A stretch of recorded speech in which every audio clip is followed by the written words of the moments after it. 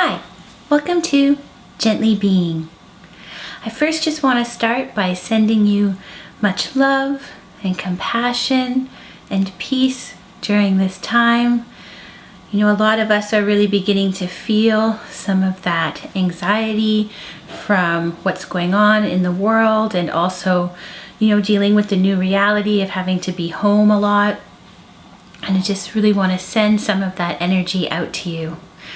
I also just wanted to update a little bit on what I will be doing with the Gently Being YouTube channel.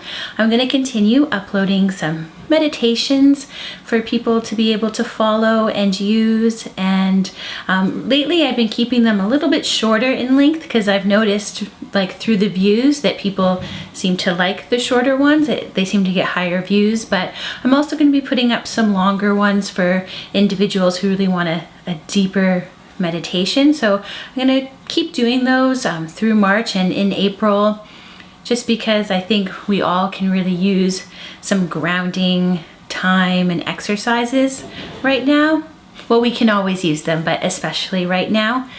And then besides just the meditations, I'm going to be uploading some more vlog episodes. And I've decided to make a little series called Stay Home With Me. And I even just came up with a silly little theme song that goes to the tune of Adventure Time's Come Along With Me. Cue the theme. Stay home with me. We can knit and watch TV. There is bread to bake and books to read as we create new routines. Stay home with me in an apartment in a town where we can color and look out at trees as we protect our communities. Through the vlogs, I'm just going to be sharing glimpses into what my new routine is like, things that I'm doing, books I'm reading, projects I may be working on. I personally really enjoy watching some of the vlogs being made at this time, just to see how people's daily rhythms have changed and what they're doing, and I can actually find them sort of calming, and I hope to be able to create one that can help people feel a little bit calmer and good while they're watching it. And if you have a vlog that's similar to that, please leave a comment down below, and I'd really love to check it out. As I said, I really am finding them really useful at this time to watch. So for this first episode, I thought I would just share a book that I recently read that had something that I found really inspiring in it. I actually read this about 2.5, 3 weeks ago now, but that's when I started social distancing and spending a lot of time indoors.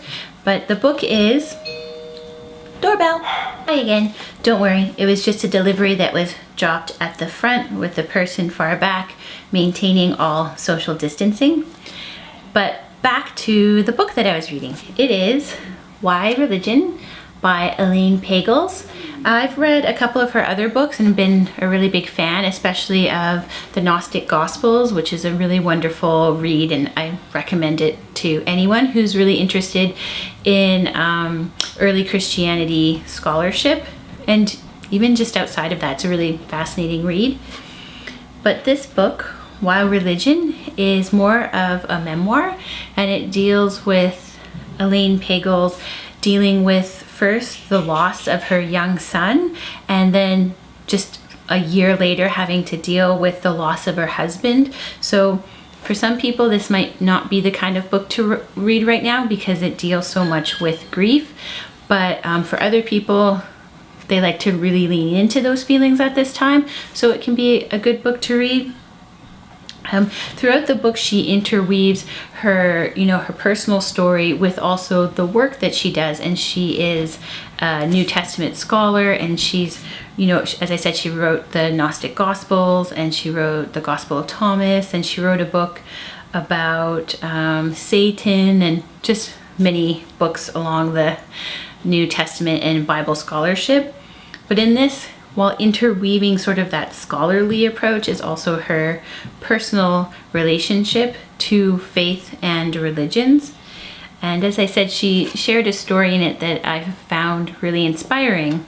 And just sort of a brief synopsis of it.